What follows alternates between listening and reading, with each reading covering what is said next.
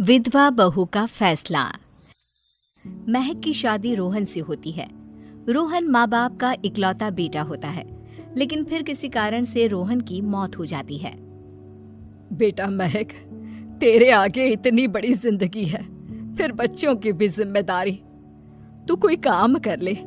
मैं तो कहती हूँ रोहन के ऑफिस में ही बात कर ले, शायद तेरे लिए कोई काम निकल आए। हाँ माँ जी, मैं भी यही सोच रही थी, लेकिन कैसे बात करूं, किससे बात करूं, कुछ समझ में नहीं आ रहा। अब वो क्या नाम था रोहन का जो दोस्त हुआ करता था, पहले तो बड़ा आता था हमारे घर। राकेश की बात कर रहे हैं? पर वो तो रोहन के बाद से कभी आया ही नहीं, पता नहीं कहाँ है वो। आया था, एक नहीं कई बार आया था, लेकिन मैंने बाहर से ही भेज दिया। घर के अंदर झांकता रहता था, मुझे ठीक नहीं लगा। अरे आपको तो पता नहीं क्या ठीक लगता है और क्या नहीं। उसका नंबर है मेरे पास, मैं आज ही फोन करती हूँ। सास राकेश को फोन लगाती है और शाम को घर आने का न्योता दे देती है। अरे आंटी, ओहो भाग्य हमारे कि आपने घर बुलाया। मैं तो कई बार आया, लास्ट टाइम तो अंकल से मुलाकात भी हो गई थी। हाँ, वो हम लोगों को निकलना था ना कहीं उस वक्त। अरे छोड़ो ना बेटा, बोलो क्या लोगे? आपकी बहू। क्या बकवास कर रहे हो राकेश? अरे मेरा मतलब ये है कि आपकी बहू कहाँ है? भाभी जी के हाथ की चाय की बस एक प्याली मिल जाती तो। महक चाय लेकर आती है, लेकिन वो जैसे ही राकेश की ओर देखती है, उसे राकेश पसंद नहीं आता। वो अंदर जाने को होती है कि अरे भाभी जी कहाँ जा रही हैं? बैठिए तो सबके साथ। जी नहीं, बच्चों को खाना खिला रही हूँ, आप माँ जी से बात करें ना। अंदर जाने के बाद सास कहती है, अरे बेटा राकेश, वो क्या है ना, वैसे तो तेरे अंकल जी की पेंशन आती है, साथ ही ऊपर 2 मंजिल मकान से किराया भी, तो हम लोगों का तो अच्छा चल जाता है। लेकिन महक, उनकी चिंता आप न करें आंटी, आदेश दें बस आप तो। देखो भाग्यवान, रहने दो, कोई बात नहीं, मैनेज हो जाएगा। अरे क्या मैनेज हो जाएगा अंकल, हमें भी बता दें। आप चुप रहिए जी। अब वो क्या है ना राकेश, तुझे तो पता है कि रोहन के 2 बच्चे हैं, उनकी पढ़ाई लिखाई का खर्चा बहुत है। हम ये चाह रहे थे कि रोहन के ऑफिस में महक को भी अगर कोई काम मिल जाता तो। क्यों नहीं आंटी जी, मैं हूं ना, मैं बात कर लेता हूँ। वैसे तो आप हाँ ही समझिए।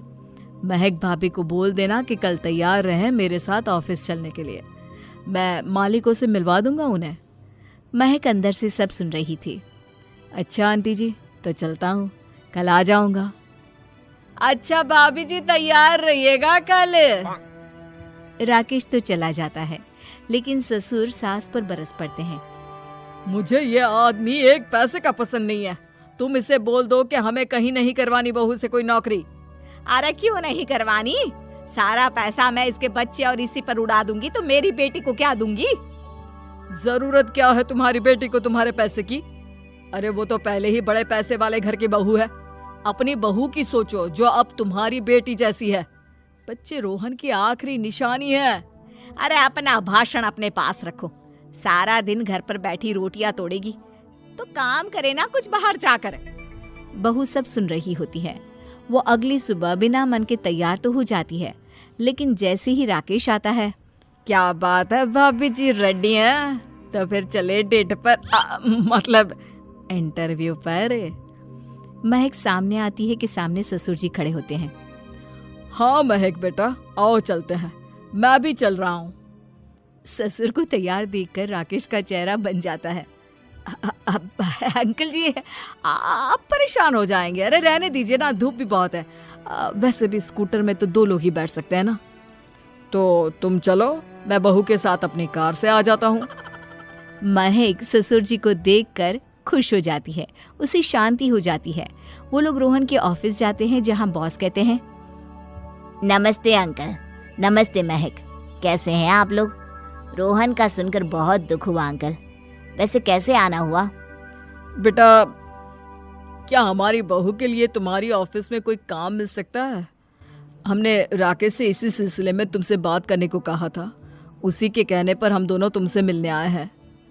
राकेश ने तो कोई बात नहीं की। ऊपर से उसने तो आज की छुट्टी ले रखी है, ऑफिस भी नहीं आया। बोल रहा था जरूरी काम से जाना है। महक और ससुर एक दूसरे को देखने लगते हैं। वैसे महक, क्या किया है आपने? इंग्लिश कैसी है आपकी? महक बॉस से अपनी पढ़ाई लिखाई और क्वालिफिकेशन के बारे में सब कुछ बताती है।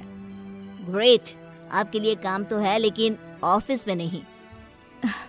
सर, मेरे बच्चे छोटे हैं, मैं फील्ड में काम नहीं कर सकती हूँ। मतलब वो काम घर से करना है, घर से रहकर बच्चे भी देखें और घर भी देखें, लेकिन हाँ, काम जरूर से करें। वो काम डाटा एंट्री का है, तो जब भी वक्त मिले काम करें, और इसके हम आपको अच्छे पैसे भी देंगे। महक बॉस की बात सुनकर खुश हो जाती है, उन्हें थैंक्स बोलकर घर आ जाती है। किसके साथ भेज रही थी तुम महक को? अरे वो कमीना, उसने तो ऑफिस से छुट्टी ले रखी थी, बात भी नहीं की थी उसने बॉस से बहू के काम के लिए। वो तो अच्छा हुआ कि मैं साथ में चला गया। हाँ, ठीक है, नौकरी मिल गई ना, इतना ही काफी है। समय बीतता है और एक दिन फिर दरवाजे पर दस्तक होती है। घर पर कोई नहीं था। महक दरवाजा खोलती है, देखती है तो सामने है राकेश। नमस्ते भाभी जी। नमस्ते, घर पर कोई नहीं है, आप कल आइएगा। अरे, कैसी बात कर रही हैं भाभी जी, हम तो आपकी मदद के लिए आए हैं। वो क्या है ना, अंकल जी का फोन आया था कि आपको किसी मदद की जरूरत है। महक को आश्चर्य होता है कि उसके ससुर ने राकेश को फोन क्यों किया। वो ससुर जी को फोन करती है लेकिन फोन नहीं लगता। नहीं, हम लोगों को किसी भी चीज की जरूरत नहीं है, आप जा सकते हैं। अच्छा, एक कप चाय तो पिला दीजिए। महक चाय लेकर आती है। चाय पीने के बाद, रोहन मेरा बहुत अच्छा दोस्त था। उसने मुझसे कहा था कि वो रहे ना रहे, उसके घर वालों का, खास करके आपका ख्याल मुझे ही रखना है। तो मैं कल फिर आऊंगा भाभी जी। नहीं, माता पिताजी है नहीं, वो 4-5 दिन बाद आएंगे। आप उन लोगों के आने के बाद ही आइएगा। मुझे ये सब ठीक नहीं लगता। अरे छोड़िए ना भाभी जी, लोगों का तो काम है कहना। मेरा मतलब है वो तो बोलते ही रहेंगे। आता हूँ मैं कल। महक को अब गुस्सा आ जाता है। हमेशा शांत और मधुर बोलने वाली महक पहली बार जिंदगी में फैसला लेती है, और फैसला होता है राकेश को सबक सिखाने का। बड़े बेशर्म हैं आप। किसने कहा आपको कि आप आए? अरे भैया, साफ साफ बोला ना कि नहीं जरूरत है किसी की मदद की। मैं अकेले सक्षम हूँ अपना घर संभालने के लिए। आज आखिरी बार बोल रही हूँ, इस घर की तरफ आंख उठाकर भी देखा ना तो देख लेना, वरना पुलिस के हवाले कर दूंगी। निकलो यहाँ से, या धक्के मार कर निकालूं। पुलिस का नाम सुनते ही राकेश वहां से 9-2-11 हो जाता है और महक को अपने फैसले पर गर्व होता है।